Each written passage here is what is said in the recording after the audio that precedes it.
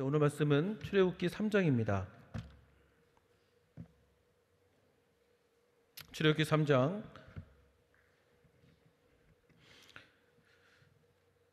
봉독하겠습니다. 모세가 그 장인 미디안 제사장 이드로의 양 무리를 치더니 그 무리를 광야 서편으로 인도하여 하나님의 산 호렙에 이르매 여호와의 사자가 떨기나무 불꽃 가운데서 그에게 나타나시니라. 그가 보니 떨기나무에 불이 붙었으나 사라지지 아니하는지라. 이에 가로되 내가 돌이켜 가서 이 큰 광경을 보리라.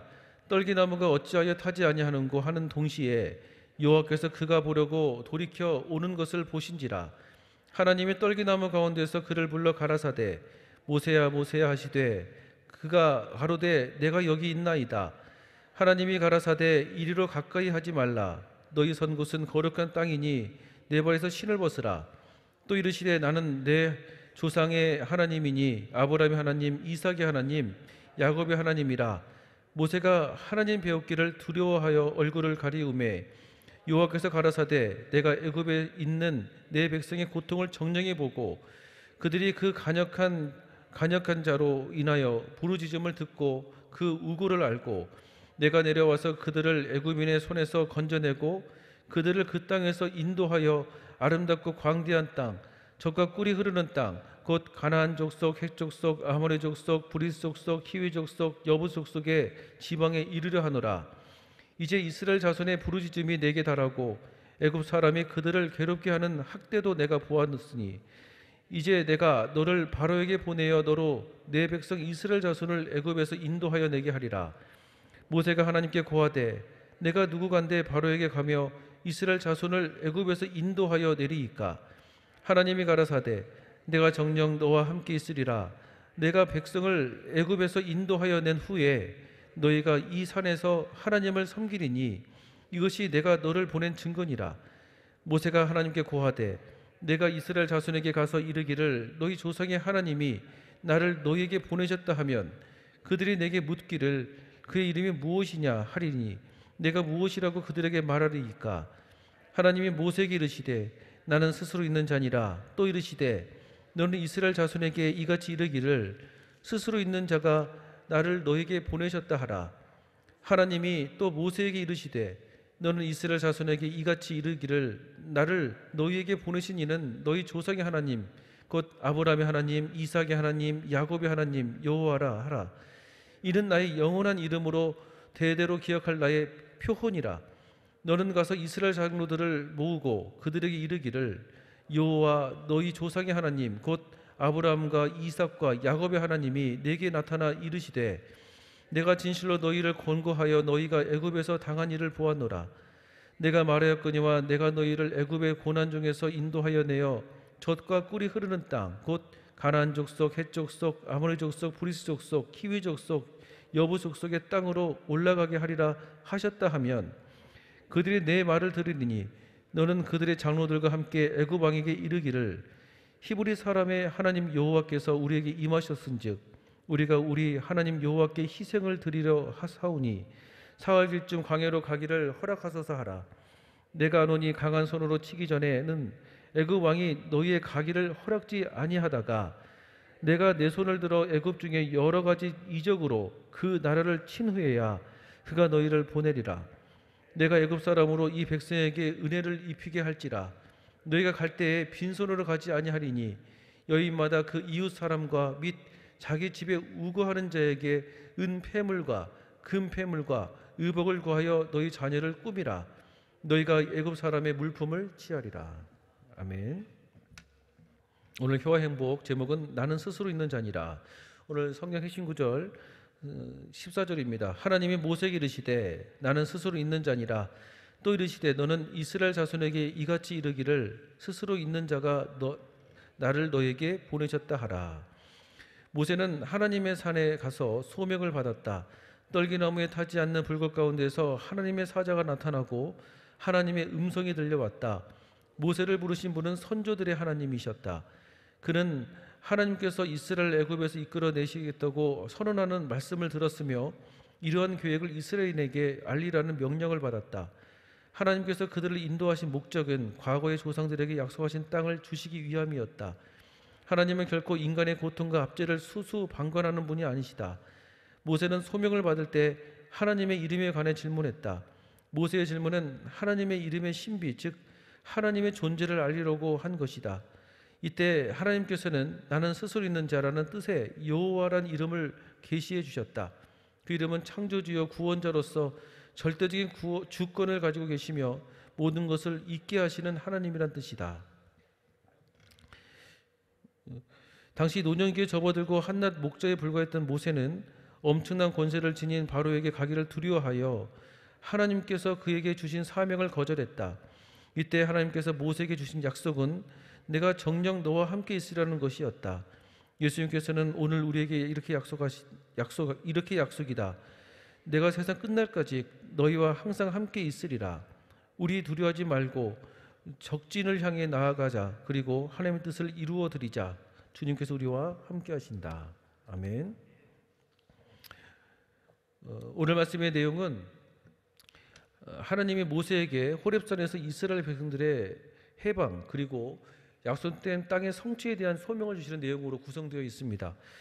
오늘 핵심 말씀 14절 말씀을 중심으로 해서 1절부터 6절까지 그리고 7절부터 15절까지 이렇게 두 부분으로 나누어서 말씀을 준비했습니다.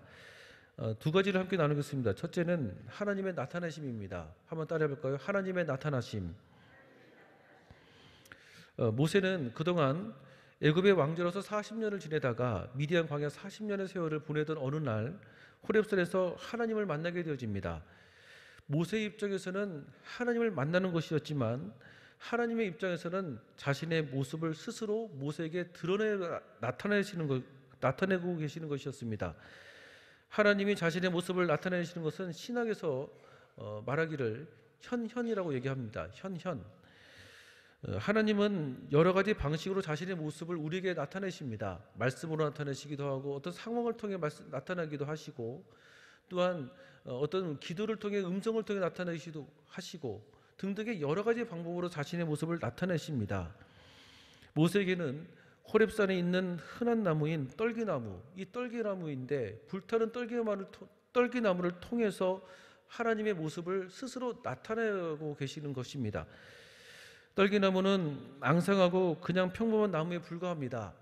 그러나 그 앙상한 떨기나무에 불이 붙어 있다는 것이에요. 모세가 보기에는 이상하고 또 신비롭기도 할 것 같습니다. 아니 어떻게 이런 일이 일어날 수가 있지라고 하는 생각으로 가득 찼을 것 같아요. 앙상한 떨기나무는 현재 앙상하게 느껴지고 있는 이스라엘의 모습이기도 하고 앙상하게 느껴지고 있는 자신의 모습이기도 합니다. 앙상한 상태에서는 희망이 느껴지지 않습니다. 나 자신을 스스로 앙상하게 느껴지고 있는데 어떻게 밝고 긍정적인 미래가 내게 다가올 수가 있겠습니까? 그런데 그 앙상한 떨기나무에 불이 붙었다라는 거예요. 여러분, 현재 나의 모습은 앙상하게 느껴질 수 있겠지만 그래서 무력하게 느껴질 수 있는 나의 모습으로 느껴지겠지만 그런데 그 모습에 성령의 불이 붙는 것입니다. 말씀의 불이 붙는 것이에요. 기도의 불이 붙는 것입니다. 불이 붙어 있는 그 상태로 이스라엘을 보고 불이 붙어 있는 그 상태로 나 자신을 보자는 것입니다. 그래서 여러분 성령의 불을 받기를 축복합니다. 말씀을 들을 때 성령의 불을 받게 되어지고 기도할 때 성령의 불이 떨어지는 거 아니겠습니까? 성령의 불로 나의 존재의 가치를 새롭게 하시기를 축복합니다. 그래서 은혜의 불, 말씀의 불, 기도의 불, 이 불들이 타올라서 내 삶에 기적과 이사가 넘치기를 주의 이름으로 축원드리겠습니다. 하나님이 모세의 이름을 불러서 모세에게 소명을 주십니다. 모세를 부르시는데 모세는 내가 여기 있습니다 라고 하나님의 음성에 반응을 해요. 그리고는 하나님이 내가 서 있는 땅은 거룩한 땅이니 내 발에 신을 벗으라고 말씀하십니다. 내 발에 신을 벗어라. 이 신을 벗으라는 것은 너의 옛자를 벗어버리고 새로운 자아로 주님 앞에 서 있으라는 것입니다. 과거의 모세는 정당하게 자신의 생각들을 표현할 때 분노로 표현했던 과거의 연약함이 있었습니다. 내가 화를 내야 되는 상황은 맞는 것이지만 그걸 과하게 격한 반응으로 자신의 모습을 자신의 생각들을 표현하게 되어지면 득보다 실이 정말 커지게 되어집니다. 아무리 정당한 것이지만 분노로 자신의 생각들을 너무 과하게 표현하게 되어지면 내 인생에 모세처럼 광야가 예비되어집니다. 광야는 내 연약함을 훈련시키는 장소 아니겠습니까? 사실 분노감은 인간에게 없을 수가 없어요. 그런데 분노를 이성적으로 표현하는 마음이 힘이 약한 사람에게는 반드시 하나님이 우리에게 광야의 시간을 주시는 것 같아요. 인생에 고난이 많아집니다. 그리고 내 인생에 잃어버리는 것들이 자꾸만 많아져요. 그런 과거의 모세로부터 벗어나서 이제 새로운 자아상으로 주님 앞에 서 있으라는 것입니다. 우리도 예수님을 오랫동안 믿고는 있지만 너무 과격하게 말하시는 분들이 많으세요. 신앙생활하면서 싸움을 하시는 분들이 많으세요.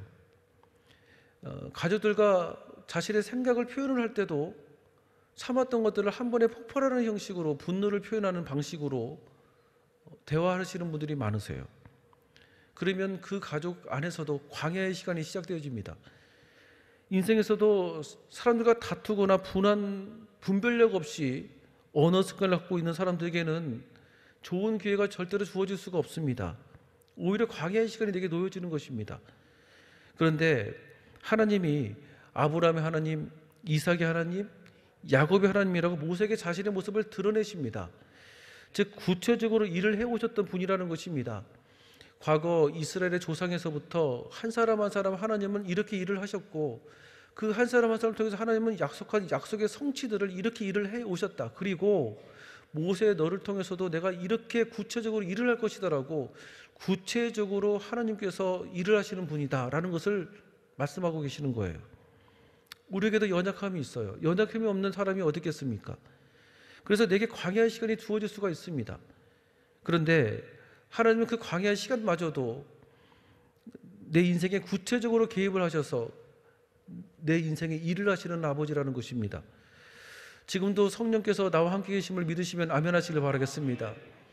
성령님이 여러분의 마음 가운데 역사하셔서 구체적으로 일을 해주실 거예요. 구체적으로 일하시는 하나님을 바라보면서 귀한 하루가, 귀한 한 주가 승리하기를 주의 이름으로 축원드리겠습니다. 두 번째로는 모세의 거절입니다.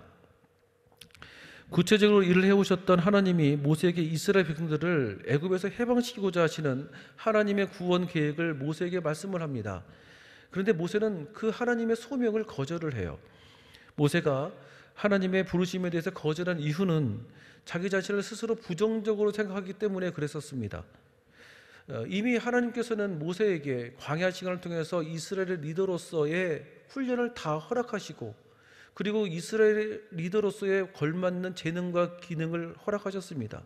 그런데 정작 내가 내 자신을 바라본 눈이 부정적이에요.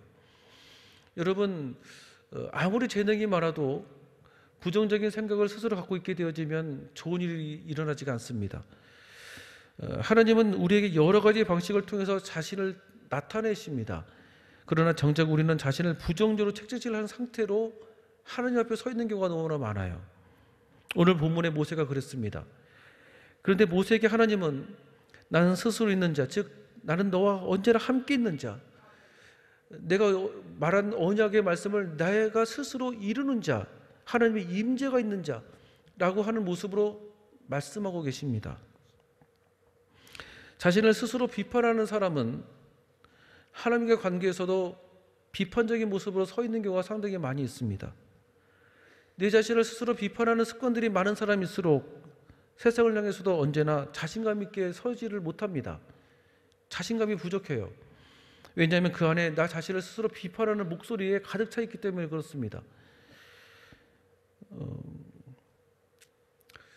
심리상담 이론들이 있는데 저는 개인적으로 설교할 때는 심리상담에 대한 어떤 이론을 가지고 어떤 이론이 있다 이런 말하는 것을 별로 안 좋아해요. 근데 약간 말씀 안에서 그걸 녹여가지고 하는 것들은 되게 선호하지만 오늘 말씀은 좀 필요한 부분이 있어가지고 좀 말씀을 드려야 될 것 같아요. 심리상담 이론에서는 이런 말이 있어요. 죽을 때까지 공부해도 다 공부 못한다라고 할 정도로 정말로 많은 학설들이 많이 있습니다. 물론 대가들의 이론들은 몇 가지가 있지만 어쨌든 정통적인 어떤 이론의 틀이 있는데 제가 봤을 때는 심리 상담에 대한 어떤 이론도 유행이 좀 있는 것 같아요. 요즘은 이제 조금씩 들어오는 유행이 있는 어떤 이론이 있는데 IFS라고 해가지고 내면 가족 체계 치료라고 하는 분야가 있습니다. 인터널 패밀리 시스템이라고 하는 그 분야가 있어요. 이 분야는 자기 자신을 비판하는 목소리가 있다는 것입니다. 자기 자신을 비판하는 목소리에 너무 치우치게 되어지면 사람은 자신감이 떨어진대요. 그래서 자신감을 떨어뜨리는 내면의 비판자의 목소리가 7가지로 IFS라고 하는 그 이론에서는 7가지로 정리를 합니다. 그 7가지를 정리하는데 사실 IFS라고 하는 인터널 패밀리 시스템이라고 하는 그 분야는 일종의 정서 기능을 활성화시키는 그런 목표가 있어요. 사실 정서 기능이 약한 사람일수록 기분을 자주 나빠해요. 예. 근데 내 자신을 비판하는 목소리에 치중을 하게 되어지면 할 수 있는 것들을 놓치는 경우가 상당히 많이 있습니다. 7가지 영역 중에서 한 가지만 오늘 말씀을 드리자면 완벽주의입니다. 완벽주의는 기준치가 너무 높아요. 물론 내게 주어진 일을 완벽하게 하려고 하는 그런 성향이 뭐 나쁘겠습니까? 그런데 그게 너무 지나치게 되어지면 내가 내 자신을 너무 힘들게 합니다. 쉬지를 못하게 해요. 완벽하게 성공하지 못할 바야 도전하지도 말자. 절대로 실수하면 안 돼. 나는 이거밖에 안 되는 사람인가? 라고 하는 내면의 비판의 목소리에 내가 자신을 자꾸 섞고 사는 사람들이 상당히 많이 있어요. 근데 그 내 마음을 자꾸 힘들게 하는 그 목소리를 내 힘으로 이겨나갈 수가 없어요. 내 마음 속에서는 성령님의 음성을 들을 수 있는 마음의 공간들이 있어요. 내면의 비판자의 목소리에 에너지를 집중하는 것이 아니라 성령님의 음성에 의도적으로 더 집중하셔야 돼요. 말씀의 음성, 기도의 음성, 그 은혜들을 자꾸만 집중하며 나갈 때 이것이 자꾸만 옅어져 나가는 거예요. 나에게 이미 주어진 상처와 아픔은 사실 완전히 없어질 수는 없습니다. 그런데 상처로부터 올라오는 그 목소리에 속고 살고 있는 분들이 의외로 많아요. 자신감은 그래서 매우 떨어진 상태로 살고 있는 분들이 많이 있습니다. 그런데 비판자의 목소리를 내가 무시해버리고 말씀의 소리에 의도적으로 믿음으로 그 소리를 민감하게 집중하는 거예요. 그럴 때 회복의 역사가 빠릅니다. 한마디로 말해서 성령님과 친밀하게 교제를 하셔야 돼요. 오늘도 여러분 하나님께서 우리에게 하루를 허락하시고 한 주를 허락하셨습니다. 내면의 비판자의 목소리에 너무 내가 집중하게 되어지면 하나님이 내게 주어진 좋은 내 재능들을 다 활용하지를 못해요. 그런데 성령님의 음성에 내가 집중하는 거예요. 성령님의 음성에 나를 집중하면 할수록 하나님께서 내게 주시는 귀한 은혜가 다스리고 누리고 정복해 나갈 수 있는 귀한 복들이 저와 여러분 삶과 늘 함께 할 줄로 믿습니다.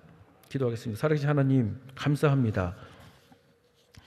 주님의 성령께서 내 마음 가운데 함께 하시고 인도하여 주셔서 오늘 귀한 말씀을 통해서 내 삶의 기초와 질서가 다시 한번 새롭게 허락하여 주시고 주 앞에 감사하며 서게 허락하여 주옵시되 하나님 성령님의 음성을 친밀하게 들을 수 있는 거기에 집중해 나갈 수 있는 귀한 은혜가 있게 하여 주시옵소서. 예수님의 이름으로 기도드립니다. 아멘.